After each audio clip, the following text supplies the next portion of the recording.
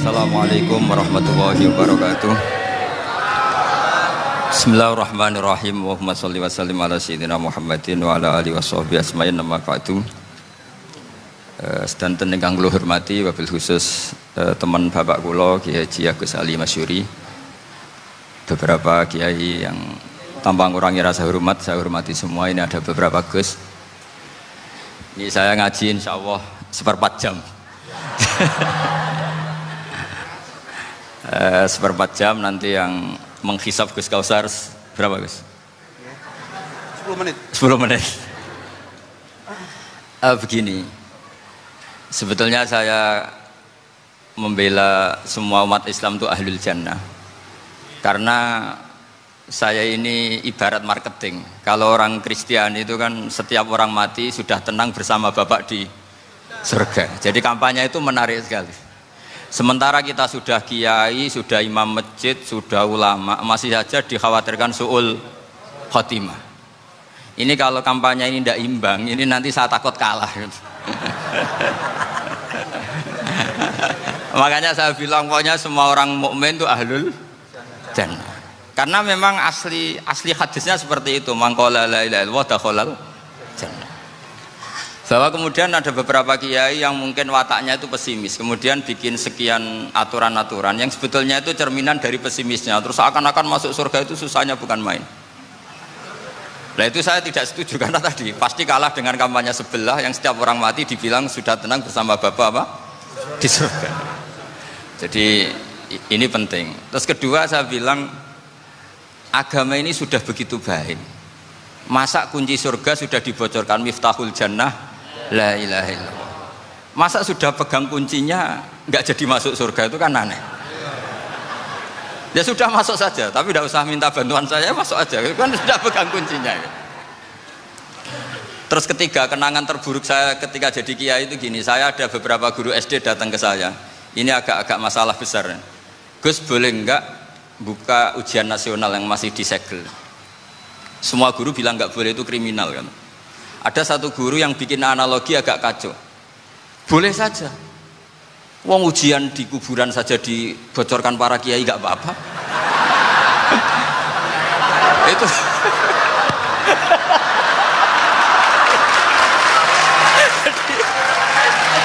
Tapi ini kriminal ya. Perhatian kepada kiai, nggak boleh memukul pemateri.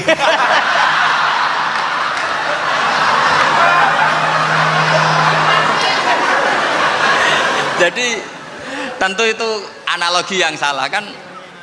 Marrobuka kan, Tuhan kamu siapa, Nabi kamu. Tuhan kamu siapa, Nabi kamu siapa, imam kamu siapa. Ini kan sudah dibocorkan oleh para kiai. Artinya apa? Nak raiso jawab kebablasan gitu. Terus guru ini berpikir kalau ujian akhirat sekrusial itu saja bisa dibocorkan, kenapa ujian nasional tidak boleh? Tentu ini kias yang salah, saya tidak ngajari seperti itu. Tapi saya ngajari ke kalian betapa mudahnya masuk surga. Kunci jawaban sudah dikasih, kunci pintu masuk sudah dikasih. Kok sampai tidak masuk, ini kebablasan. Paling salah gurunya. Jadi ini kenapa saya sering cerita orang mukmin semuanya itu min ahlil jannah, itu saya jamin. Sama tidak usah takut su'ul khotimah, tidak usah takut berlebihan seperti itu. Karena setahu saya, setidaknya saya mewakili ulama zaman ini. Rata-rata guru kita ini bermadzhab Syadzili dalam berkeyakinan berpikir tentang Allah. Di antara ini yang mulai saya ngomong serius, supaya tadi kan guyonannya sudah diambil Gus Reza sama Gus Kausar. Saya tahu kenapa mereka guyon. Kalau ngomong serius takut kalah sama saya.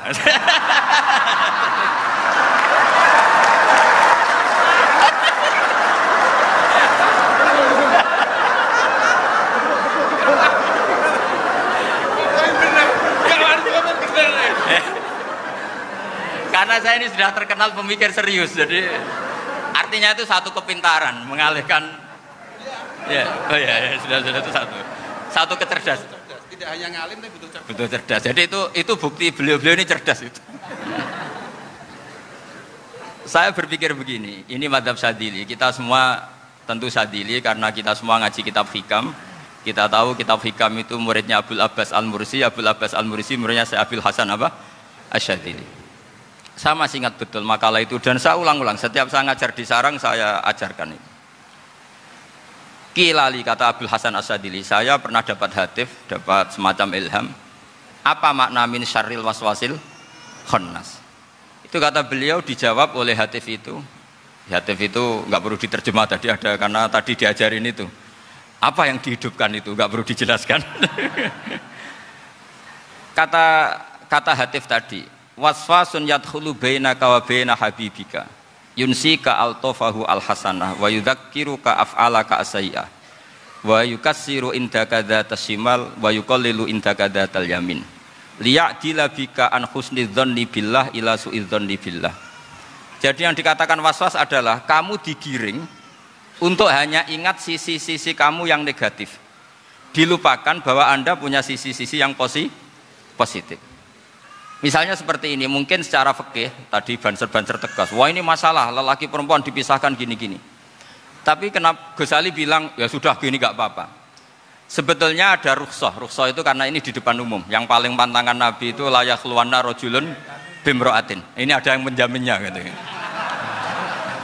Malah khawatir saya di sini dipisah tapi setelah berduaan nggak bisa. Jadi toleransinya karena ini di depan umum. Itu masih ada toleransinya. Layak luwana rojulun bimroatin. Begitu juga ketika kita dosa, misalnya kita dosa, orang Islam setiap dosa itu pasti ingat salahnya, kemudian istighfar. Dan ketika satu kebaikan dibandingkan keburukan, itu kata semua ulama, karena sayi'ah itu bernilai 1, kebaikan bernilai apa? 10. Itu masih surplus berapa? 9. Jadi itu cara berpikir Abdul Hasan As-Sadili. Kenapa kamu harus berpikir positif tentang Tuhan? Sekali berpikir tentang negatif, itu bahaya betul. Misalnya begini, kamu berpikir tak rewangi jadi kiai, sujud, rukuk, ternyata aku tetap mlebu neraka. Gunane apa? Itu menurut saya kan nggak punya akal. Sujud itu satu kelaziman menghamba kepada Allah. Normalnya seorang hamba itu ya sujud. Kemudian gara-gara kamu ingin masuk surga, terus logika kamu dibalik. Gunanya apa saya sujud? Ternyata saya masuk neraka. Itu pertanyaan yang benar-benar bodoh dan itu menjadikan Allah benci. Logikanya dibalik begini. Ini saya ngomong serius karena ini bentuk kemenangan saya ini bentuk kemenangan saya. Saya berkali-kali ngomong di kota pelajar di Jogja karena banyak pengujinya juga. Bukan sekedar pendamping tapi penguji. Banyak yang profesor, bukan sekedar dokter, banyak yang profesor. Jadi biar ini dok. Begini, saya pernah ditanya sama seorang dosen, Gus, saya ini ngaji hadis banyak, tapi ada yang saya tidak paham, yaitu mangkola la ilaha illallah dakhalal jannah, ada kalimat wa in zana wa in saroko. Meskipun pernah zina, pernah maling. Ini kan seakan-akan mentoleransi perzinaan dan pemalingan. Terus saya bilang, oh makna hadis itu seperti ini. Jadi kebenaran absolut, kebenaran yang mutlak itu tidak akan terganggu oleh status perilaku seseorang. Saya berkali-kali memberi contoh. Orang yang ditangkap KPK akan bilang 1 tambah 1 2. KPK-nya juga bilang 2. Rivalitas dalam politik, Pak Prabowo ya bilang 2, Pak Jokowi juga bilang 2. Orang yang zaniyah, yang lonte pun akan bilang 2. Muftinya juga bilang 2. Ketua MUI-nya juga bilang 2. Artinya gini, kebenaran yang absolut adalah kebenaran yang siapapun akan meyakini seperti itu. Seperti 1 ditambah 1 2. Kamu punya musuh bilang 2. Kalau ibu-ibu ini punya maru ya marunya bilang 2 tadi tambah mama. Enggak tahu saya terjemahnya apa tadi. Nah, kebenaran yang absolut itu kebenaran yang siapapun pasti mengakui. Dan uniknya begini, saya pernah ngaji acara himmah, acara pondok sarang di Demak. Kalau kamu bilang 1 ditambah 1 menjadi 2, untuk mengatakan 2 itu kamu butuh hadiah enggak? Mereka semua jawab enggak. Kita semua enjoy saja mengatakan tembok itu putih. Kenapa? Karena memang putih. Kita mengatakan 1 tambah 1 2 karena memang kita tanpa presentasi dapat hadiah, dapat penghormatan. Kenapa untuk mengatakan Allah itu Tuhan kita butuh surga? Memangnya kalau tidak ada surga Allah tidak jadi Tuhan? Ini problem orang soleh-soleh yang terlalu pesimis. Makanya nanti orang-orang soleh itu masuk surganya berat. Tapi kalau orang alim lebih gampang kira-kira seperti itu.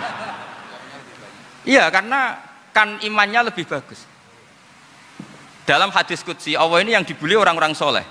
laulam akhluk jannatan wala naron alam akun ahlan an uto'ah, dalam hadis qudsi itu. Kalau saja saya tidak menciptakan surga dan neraka, apa saya tidak jadi Tuhan yang perlu ditaati? Apa kalau kamu tidak saya kasih uang 1 juta terus bilang 1 tambah 1 11? Enggak kan? Tetap bilang berapa? 2. Kalau kebenaran absolut yang 1 tambah 1 kamu bilang 2 meskipun tanpa mendapat hadiah. Kenapa untuk bilang Allah Tuhan kamu butuh hadiah surga? Itu kan serah ikhlas belas. Makanya saya terus mengajarkan ikhlas. Ikhlas itu bisa dilatih dengan akal, dengan pikiran, bil ilmi lah. Harus dilatih. Nah di sini ini momen atau makna yang mestinya harus difahami wa inzana bahwa kalimat ini sah meskipun dilafatkan seorang yang pernah zina. Sama seperti 1 tambah 1 2 sah, diucapkan siapa saja sah. Dan siapapun akan mengucapkan itu secara ikhlas. Ini penting saya utarakan. Sehingga setelah ada firqah-firqah takfiri yang mengatakan orang megang keris itu syirik, ke kuburan syirik, ini syirik. Itu salah besar. Salahnya adalah tadi kalimat-kalimat atau kebenaran-kebenaran absolut ini sudah jadi sibghatullah man ahsanu minallahi sibghah. Kalimat ini begitu absolut di hatinya orang mukmin. Sehingga ketika terganggu oleh hal-hal yang adat istiadat kayak pegang keris, kayak apa, ini tidak mengganggu. Tetap kualitas iman ini di atas keyakinan adat membawa apa keris. Kalau orang membawa keris menjadi syirik karena percaya sama makhluk. Orang misalnya kejawen kalau nggak bawa keris nggak nyaman. Orang kota itu kalau nggak bawa ATM juga nggak nyaman. Itu tidak dihukumi syirik. Kamu pergi lupa bawa HP nyaman enggak? Enggak, kenapa tidak dihukumi syirik?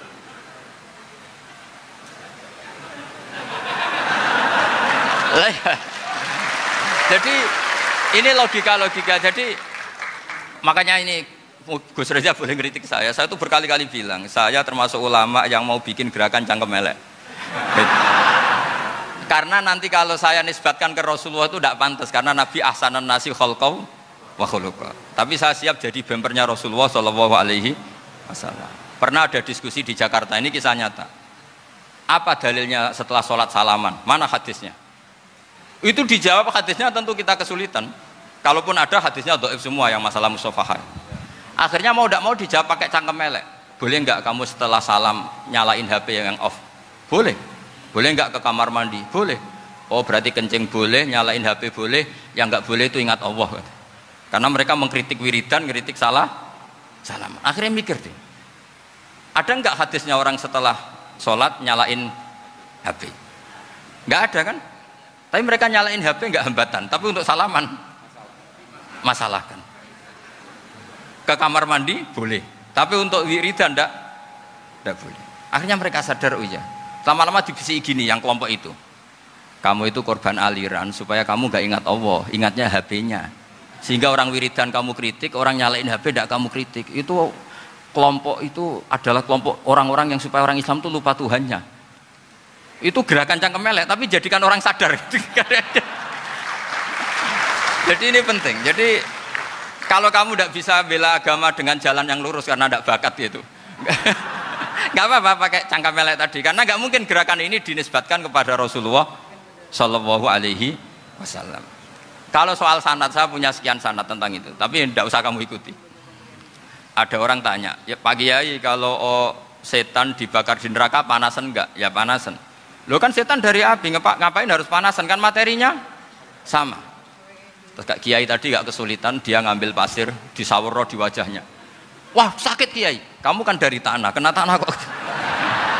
Jadi itu ada sekian, artinya gini ya, kalau kesulitan jawab pakai baik-baik ya sudah pakai cangkem elek itu aja karena.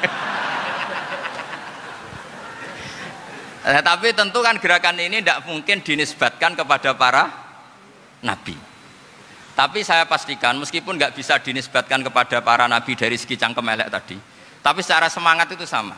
Saya punya sekian contoh. Benar Gus Riza tadi gojok saya ngawur-ngawurnya itu masih punya sana. Itu pas saya ngawur pun masih punya apa? Sana. Nabi Ibrahim itu ketika faja'alahum juzatan illa kabirallahum itu si berhala paling besar dikasih kapak. Ketika mereka geger, ini siapa yang berhala kecil? Kata mereka, sami'na fata yadhkuruhum yuqalu lahu Ibrahim. Ya kira-kira Ibrahim lah gitu. Terus setelah Ibrahim didatangkan, siapa yang melakukan ini semua? Ini jawaban Nabi Ibrahim, bal fa'alahu kabiruhum hadza. Ya tanya yang bawa pedal, saya kan tidak bawa kan. Terus kata orang-orang, otak kamu itu di mana? Masa berhala disuruh nanya, kan nggak bisa ngomong. Ibrahim kembalikan, uffil lakum walima ta'buduna min dunillah. Lalu otak kamu di mana? Sudah tahu nggak bisa ngomong kok disembah gitu. Itu ada kata uffin loh. Uffin itu kalau diterjemah kira-kira ya agak-agak jancuk gitu. Kira-kira ya kira-kira seperti itu. Jadi sekarang dalilnya jancuk apa Gus? Pakai dengan biasa kalau misalnya saya bilang sudah itu. Gimana? Jancuk itu dari dak tinggalkanlah suan perkara sing elek. Krono ilate wong Surabaya kakean rawon akhirnya ngomongnya jancuk.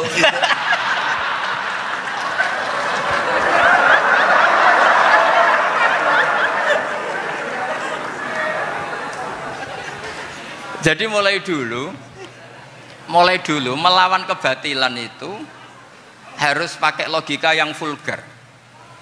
Karena memang nggak mungkin dengan bahasa-bahasa priayi itu nggak mungkin.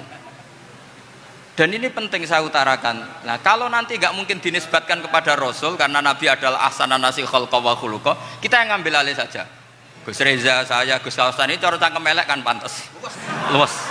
Selain bakat ya sudah natural. Karena memang itu cara kita menjelaskan kebenaran. Saya ulang lagi, itu cara kita menjelaskan apa? Kebenaran. Mau tidak mau. Saya pernah ditanya sama seseorang, Gus, beberapa nabi itu kan poligami. Poligami itu bukti hipersek. Karena yang tanya itu orang nasionalis yang nggak pati senang Islam. Terus tak balik tanya, perempuan itu makhluk lemah enggak? Ya lemah. Kalau nolong lama satu itu gimana? Ya baik. Kenapa nolong dua jadi tidak baik? Harusnya kalau nolong tiga tidak baik. Tapi saya tidak dukung poligami. Nah, ini cerita saya. Setidaknya mereka jadi ingat. Saya itu pernah ditanya agak-agak orang ateis. Dia benci Islam tapi neliti Islam. Pertanyaan kedua, kenapa dalam perang itu seakan-akan Nabi itu perampok? Hartanya orang kafir disita kemudian menjadi ghanimah. Itu kan kayak ngerampok. Terus saya tanya gini, kalau ada penjahat ke rumah kamu kemudian pakai senjata api, setelah kamu ringkus, itu senjata api kamu kembalikan apa kamu sita? Oh ya saya sita, kalau tak kembalikan dipakai ngerampok lagi. Ya sama seperti itu, kalau kekuatan mereka dikembalikan akan dipakai kekuatan mereka lagi. Jadi ya lagi-lagi ini kemenangan orang serius. Karena nanti guyonnya sudah dintekno sama Gus Safa sama Gus Riza. Nah, kenapa saya ngajar begitu rileks, begitu santai? Karena pikiran saya sederhana. Fa innal uqula muttarratun ila qabilil haq. Akal sehat pasti dipaksa menerima apa? Kebenaran. Sehingga kebenaran itu tidak usah kamu ngomongkan secara serius, secara tidak perlu. Kebenaran itu mudah diterima. Saya itu pernah ngaji berkali-kali di Jogja di mana-mana sampai ada buku seorang dokter nulis tesisnya itu bangga lagi menjadi muslim setelah ngaji saya itu. Karena saya menerangkan itu ringan. Orang Islam itu harus mencintai Allah. Ciri utama cinta itu tidak tegang, rileks. Saya bilang begini, kalau kamu pernah 1 tahun digratisi orang rumah, makanan, kamu kira-kira itu mudah nggak mencintai orang yang berjasa sama kamu minjemin rumah dan kasih makan gratis? Mudah kan? Apalagi kita ini mudah mencintai orang yang minjemin mobil 1 tahun, ngasih rumah 1 tahun, apalagi selamanya. Kenapa kita tidak mudah mencintai Allah yang memberi kita bumi, air, oksigen, semuanya kita dikasih Allah? Akhirnya mereka mikir, wong mencintai seseorang yang ngasih dalam durasi 1 tahun saja mudah, apalagi mencintai Allah yang ngasih kita tanpa batas. Itu disebut walladzina amanu asaddu hubbal lillah. Orang mukmin itu mudah sekali mencintai Allah. Caranya dilatih tadi. Kita mudah mencintai orang yang berjasa sama kita. Kenapa tidak mudah mencintai Allah yang tentu jasanya lebih besar? Nah, karena akhir-akhir ini banyak orang yang terlalu nazir, terlalu apa? Kata Nabi kan basyiru walatu nafiru yasiru walatu asiru. Sehingga saya bikin gerakan. Pokoknya semua orang mukmin pasti masuk surga. Nanti soal ada kesalahan-kesalahan kecil yang menjadikan orang su'ul khotimah itu sifatnya kehati-hatian. Jangan menjadi hukum. Hati-hati itu tidak menjadi hukum. Kalau kamu nyupir hati-hati itu bukan berarti pasti kecelakaan, enggak. Hati-hati itu ya hati-hati saja, tidak menjadi hukum. Ini penting saya utarakan karena kubu sebelah kampanyenya sudah tadi, setiap mati pasti tenang bersama Bapak di surga. Sementara kita mau kampanye, kamu sholat tidak mesti diterima, haji tidak mesti diterima, jadi kiai tidak mesti masuk surga. Coba kalau kita kampanye gitu terus, Yang mau jadi muslim itu siapa? Jadi ini sudah tak perhitungkan matang-matang, saya milih macam seperti itu. Ya ini saya pikir sudah, ini pembandingnya supaya punya waktu. Saya suka sekali. Nah ini yang sesi terakhir ya, sesi terakhir. Saya akan cerita fikih karena Nyun sewu Gus, ada iklan sebentar dari ibu-ibu, pentolan mic kurang dekat ke mulutnya Gus Baha. Sehingga suaranya tidak terdengar sampai ke belakang. Oh, gitu, pentolannya ya? Didekatkan Gus. Oh, gitu. Ini kalau ngomong konotasinya itu mesti nyerempet. Sudah apa ya? Sudah ahlinya di situ. Ya malah ada di situ.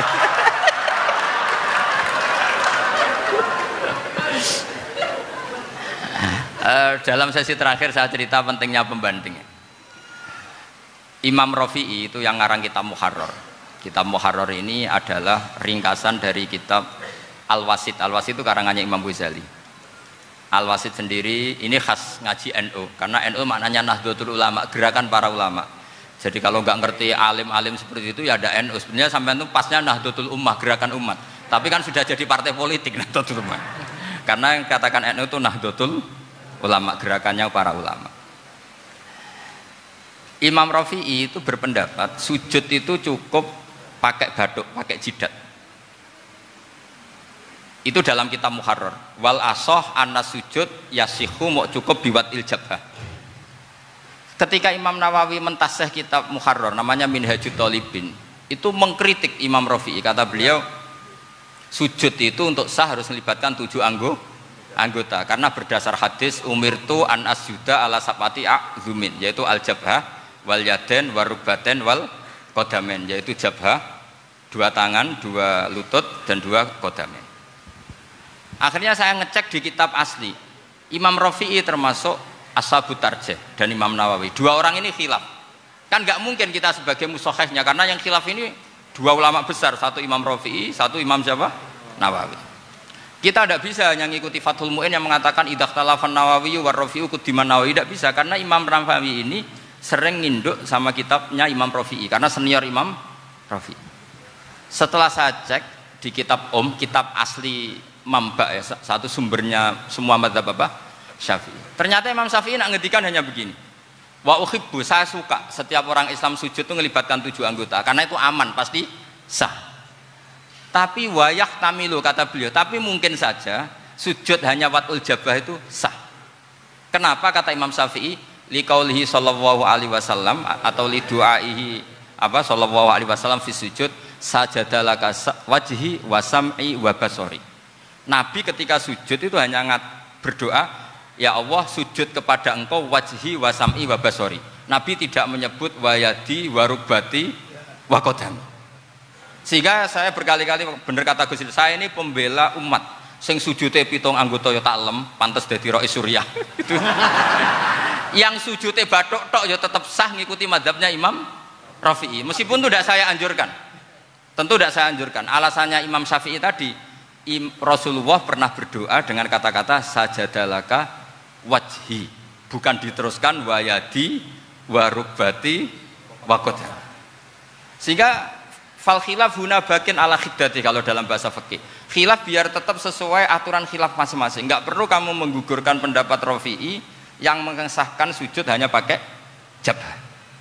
Ini penting karena tadi seperti saya katakan, yang sujud anggota itu ya masuk swarga mergo pintere, sing nganggo bathuk tok yang mlebu swarga mergo gobloke tadi, karena aksaru ahlil jannah al-bulhu. Nah ini madhab saya. Jadi saya itu ingin umat Islam itu baik-baik saja. Iya betul. Madhabin jenengan. Ya. Karena tidak mungkin lah kita tidak bela Islam di zaman akhir, tidak mungkin, karena di kubu sebelah kampanyenya sudah seperti itu. Kalau kita ngomong ikhtiyat, kiai ra mesti mlebu swarga, sing salat ngethuk ra mesti husnul khotimah, wah akan jadi repot. Saya ini pengagum teori ikhlas, dilatih bil ilmi, saya ulang lagi, dilatih bil ilmi. Saya ini malunya tadi saya mengatakan 1 tambah 1 2, itu meskipun tidak ada yang memberi hadiah tetap saya katakan 2. Saya mengatakan air itu dingin, tidak ada yang ngasih hadiah, saya akan bilang kalau air itu dingin, kalau api itu panas. Untuk hakikat-hakikat seperti itu saja saya jujur tanpa ingin imbalan. Tapi ketika hakikat mengenai Allah kok saya minta imbalan surga dan neraka, ini apa-apaan? Kira-kira gitulah, Rois Suryah macam apa gitu.